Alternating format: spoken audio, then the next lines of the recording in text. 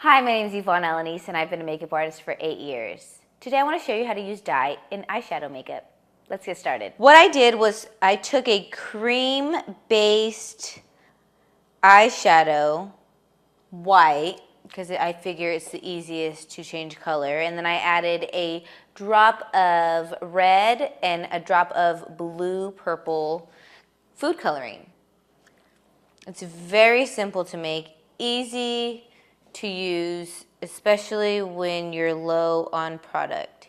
You're at the cabin and you want to do something dramatic, or you're in the airport and you don't bring all of your cosmetics, you can easily make eyeshadow literally out of anything that has pigment and colors. And that was how to use dye in eyeshadow makeup. If you have any questions, feel free to ask. See you next time.